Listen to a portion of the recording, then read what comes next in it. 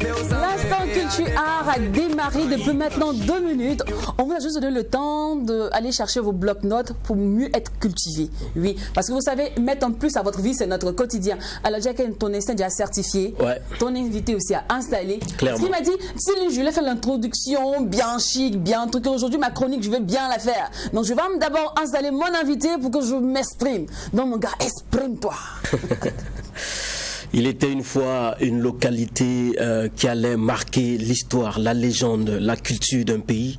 Il était une fois un chapeau créé, confectionné, conçu, fabriqué dans une localité qui allait constituer une identité culturelle d'un pays, le chapeau de Saponnet. Aujourd'hui, nous sommes à Saponnet pour découvrir non seulement l'histoire qui se cache derrière ce chapeau-là, mais aussi pour découvrir les énormes potentialités culturelles et touristiques qu'on retrouve à Saponnet. Vous savez, Saponnet, c'est une localité située dans la province du Bas-Ega, dans la partie centre-sud du pays.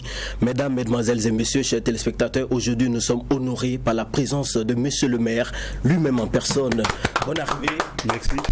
Alors, Monsieur Aboulaye Compaoré, vous êtes le maire de la commune de Saponnet. Vous avez été médaillé d'honneur des collectivités territoriales en 2018. Installez-vous confortablement. Merci d'être venu. Merci bien. Bienvenue sur le plateau du maire. Merci. Alors, d'entrée de jeu, est-ce que vous pouvez nous donner l'origine du nom Saponnet? Parce qu'on sait que c'est dérivé du Maori qui dit Saponnet, c'est-à-dire allez-y leur raser la tête. D'accord. Quelle est l'histoire qui se cache derrière ce nom? Ok, bonjour à tout le monde sur ce plateau. Merci donc à 3 TV donc, de m'offrir cette opportunité de parler un peu de l'histoire de Saponnet et de son chapeau.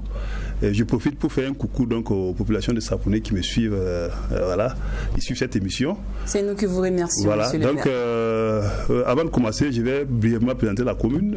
Vous disiez tout de suite que c'est une commune donc située à quelques kilomètres de Ouagadougou. À partir du feu de l'hôtel Palace, vous êtes à 18 kilomètres de Ouagadougou. De Saponnet plutôt. Voilà. C'est pas loin. C'est pas loin, c'est juste à côté. Et on a des communes frontalières. Nous sommes dans la province du Bas-Ega, c'est la région du centre-sud, et on a environ 6 ou 7 communes qui partagent les mêmes frontières avec nous. En tout cas, Saponnet, c'est vrai que son nom, littéralement traduit du Moré, en fait, c'est Saponnet, comme vous l'avez dit. Voilà, ça veut dire que au XIIIe siècle environ, notre ancêtre qui a été intronisé chef. Quand on vous intronise, ça veut dire qu'on doit vous raser la tête. Et maintenant, il y avait des difficultés pour mettre la main sur lui et puis lui faire ce rasage de tête là. Si bien que les notables là ont donné instruction donc à ceux qui étaient chargés de lui raser la tête, de le rechercher, de le retrouver, de lui raser la tête. Voilà. Donc c'est ça, Saponnet. Faites le tour de la contrée, dès que vous l'aurez trouvé, il faut lui raser la tête. Et c'est un rite donc qui consacre l'intronisation du chef de Saponnet. Voilà, le nom Saponnet dérive de là. Voilà. Et c'est à la suite de ça que le chapeau de Saponnet est né. Voilà, quand on a rasé la tête du chef, il y avait les effets du soleil sur sa tête. Et on ne doit pas laisser la tête d'un chef comme ça nue. Et il a dit, il faut donc qu'on lui trouve quelque chose pour se protéger contre les rayons solaires. Et c'est à cette suite-là que le chapeau de Saponnet a été confectionné. Et ça a traversé l'histoire jusqu'à aujourd'hui. Et c'est devenu un emblème, je dirais, national. Voilà. D'accord. Alors, dans la commune de Saponnet, il n'y a pas que le chapeau qui fait la fierté de Saponnet, il y a aussi le musée. Oui, c'est vrai, on a un fils donc, de Saponnet qui depuis plus d'une vingtaine d'années essaie de mettre en place un musée. Quand on parle de musée, c'est un lieu de conservation de l'histoire. Donc finalement, ce n'est qu'en 2017 qu'il a pu mettre en place donc, son musée. Et c'est à cette année donc, que le musée a commencé à recevoir ses premiers visiteurs. Voilà, il s'appelle Emmanuel Iboudo. C'est lui qui a mis le musée en place. C'est un peu dans un de nos villages du nom de Kwagma. C'est situé à une quarantaine de kilomètres de Ouagadougou. C'est un site, un bâtiment qui abritait un centre de formation en agricole qui abrite désormais donc, ce musée-là. Voilà. Alors, quand on parle de Saponnet, on voit forcément une parenté à plaisanterie avec Manga. Alors, quelle est l'origine de cette parenté à plaisanterie? Bon, c'est vrai, merci pour cette question, mais j'y vais d'abord en fait rectifier pour dire que Manga, c'est l'arrondissement 1 de Saponnet. Ah bon? Oh, oui, c'est l'arrondissement des Saponais. Ça... C'est vrai qu'ils sont là, ils me regardent, ils n'en sont pas contents, mais bon, ça s'impose à eux, c'est la nature, c'est nos esclaves. L'origine donc de cette relation de parenté à plein intérêt entre Manga et Saponais remonte au temps, donc, je dirais, d'une génération passée il y a environ une quarantaine d'années. C'est-à-dire que c'est l'actuel chef de Manga. C'était son papa. Et puis le papa de l'actuel chef de Saponais, le Naba Goro, c'est en son temps que voilà, c'est à travers donc eux deux que cette relation de parenté à plein intérêt est partie. C'est des gens qui jouent ensemble des jeux de société. Et c'est à la suite de ça que la parenté à plein intérêt est partie entre Saponais et puis Manga. Voilà. Alors, vu que nous sommes dans une rubrique culturelle, oui, on ne pourrait parler certainement de Saponais sans parler de cette culture dense. Donc, c'est ces troupes culturelles qu'on retrouve à Saponais. C'est vrai, Saponais également, il y a des troupes de danse, des troupes, des chansonniers traditionnels, un peu à l'image de Zugna Zamda, sa façon de chanter. On en a aussi à Saponais. Il y a même un qui était donc d'une certaine renommée du nom de Zunana Suleiman, qui est de la province, qui n'est plus, mais il y a d'autres qui ont emboîté son pas, qui sont là. Voilà, les troupes de danse. On a même une troupe de danse qui a même compéti et lors des éliminatoires pour Bobo, la journée, la semaine nationale de la culture à Bobo, ouais, et qui a même eu un prix. Voilà, donc on a des troupes de danse dans la province, dans la commune, en tout cas qui cherchent à être valorisées. Voilà. Alors, on revient maintenant au chapeau, oui, le chapeau de Saponais. Donc, vous avez déjà un peu donné l'histoire, n'est-ce pas? L'histoire disant que c'est à l'issue donc du fait qu'on a rasé la tête d'un chef, un Naba, qu'il fallait donc trouver un chapeau pour couvrir donc sa tête qui brûlait au soleil. Mais aujourd'hui, on a constaté que le chapeau est arrivé à s'imposer sur le plan national et même sur le plan international. Comment vous êtes arrivé à imposer ce chapeau-là? Ben, je crois que ce n'est pas nous qui l'avons imposé, le chapeau s'est imposé de lui-même. Voilà, parce que, voyez-vous, c'est un modèle, le secret de la fabrication de ce chapeau, c'est les gens de Saponais qui l'ont. J'avoue qu'il y a des gens au Burkina ici qui ont tenté de fabriquer également le chapeau, mais qui n'ont pas réussi. Voilà, c'est de la contrefaçon, mais n'ont pas réussi. Ouais. Voilà, si bien que je peux dire alors que c'est le chapeau qui s'est imposé de lui-même. Parce que la matière avec laquelle on confectionne le chapeau, c'est une matière qu'on ne trouve plus à côté. Voilà, ceux qui confectionnent le chapeau sont obligés de se déplacer un peu, souvent dans les territoires ghanéens, pour chercher la matière première et puis revenir donc le confectionner. Donc quelqu'un qui n'est pas du sérail, comme on le dit, et qui veut donc le faire, ben, il y a un secret qu'il n'a pas et qui fait qu'il ne pourra pas donc le confectionner. Donc je peux dire que le chapeau s'est imposé de lui-même. Comme une identité culturelle. Voilà, c'est ça. D'accord, mais justement, pour que vous avez parlé de contrefaçon tout à l'heure, oui, de fraude, raison pour laquelle le chapeau a été labellisé en 2020. Oui. Alors, quel a été ce combat-là pour que ce chapeau puisse être labellisé? Ce combat, je peux dire que c'est l'ensemble des fils et filles de Saponais donc, qui ont mené le combat à travers donc, le leader traditionnel, le chef de Saponais, le Naba Sigri. Et on a donc pu, à travers le ministère du Commerce, donc, procéder à la labellisation du chapeau. C'était le 4 juillet 2020. C'est un long processus. Et la première étape était donc de dévoiler le label du chapeau. Et ça s'est passé le 4 juillet passé.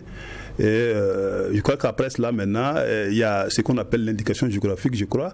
Et à partir de là, ça veut dire que toute autre personne qui viendrait à confectionner les chapeaux, ben, ça veut dire que Saponais, ou plutôt le Burkina, est fondé donc à traduire ces derniers devant les tribunaux internationaux pour justement se faire rétablir dans ses droits. D'accord. Voilà. Alors, on sent pour un amoureux de la culture, un amoureux du tourisme, un amoureux des voyages, de la découverte, hormis ce que nous venons de citer, c'est-à-dire les troupes traditionnelles, le chapeau de Saponais, le musée de Saponais, est-ce qu'il y a d'autres choses à voir encore à Saponais?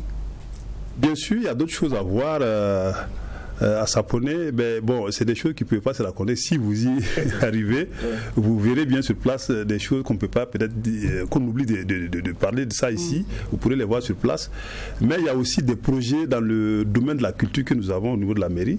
D'accord. Des grands projets en tout cas dans le domaine de la culture. Si ce n'est pas indiscret, est-ce qu'on peut en avoir un avant? Bon, voilà, par exemple, quand vous arrivez à Saponné, en face de la mairie, vous allez voir une grande colline. Voilà, et cette colline, nous voulons en faire une attraction touristique.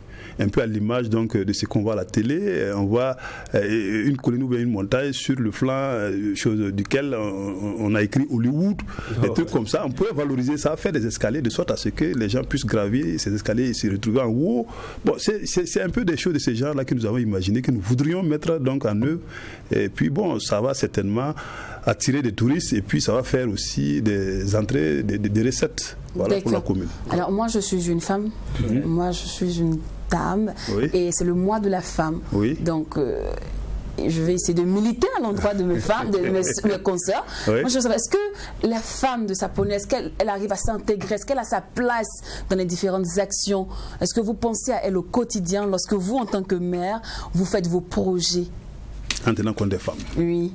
Bien sûr, pour justement aller dans ce sens-là, ce matin, je me suis déplacé de Ouagadougou à Saponné juste parce que des dames étaient là pour balayer l'espace de la mairie, l'espace du CMA, dans le cadre des préparatifs, des manifestations du 8 mars. Au niveau de la province, c'est Saponné qui a été choisi pour abriter la commémoration de cette journée historique, le 8 mars. Félicitations. Et il y a une série d'activités qui a commencé donc depuis le lundi.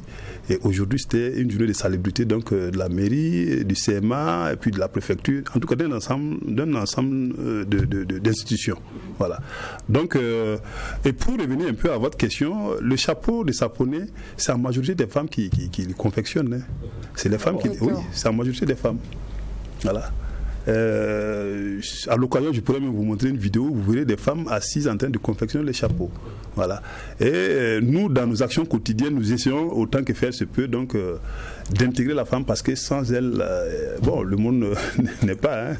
Est-ce que le chapeau, dans son sens, n'a rien de mystique? Bon, à mon sens, il n'a rien de mystique. Mais ce que je retiens, toutes les fois que j'ai vu offrir le chapeau de Saponné, coiffer plutôt quelqu'un donc du chapeau de Saponné, mais quand je regarde le visage de ce dernier, on voit le sourire. Voilà. Et ça, je vous le dis, vous pourrez remarquer lors des cérémonies, dès que vous verrez qu'on veut porter le chapeau de Saponné à quelqu'un, vous verrez qu'il y a le sourire en lui. Moi, j'ai remarqué ça, je ne sais pas si c'est mystique ou pas. Mais bon, voilà. Je rejoins sa question justement pour demander quel est le symbole en fait de ce chapeau, du chapeau. Qu'est-ce que ça symbolise en réalité? Bon, ce chapeau, il symbolise en fait la tolérance, le pardon, voilà, et puis le vivre ensemble. Voilà, c'est un peu le symbole phare donc, de ce chapeau.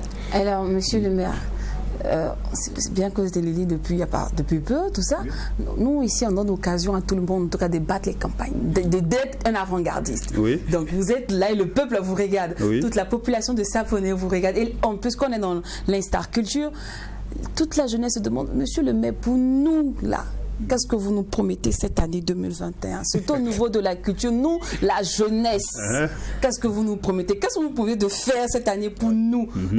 Sur le plan financier, le plan social, le plan culturel, monsieur le maire Saponné vous regarde. C'est 2021 là, on dit c'est notre année de perspective. Qu'est-ce que vous nous promettez? D'accord. C'est vrai que dans toute chose qu'on élabore là, il faut songer à la jeunesse parce que c'est le fer de lance, comme on le dit. Si vous n'intégrez pas la jeunesse, ça veut dire que vous échouez. À Saponné, malgré la modicité des moyens donc, que nous avons songé à la population dans sa frange jeune. Et il y a des opérations donc, de permis de conduire que nous avons donc instituées au profit donc, d'une centaine de jeunes environ.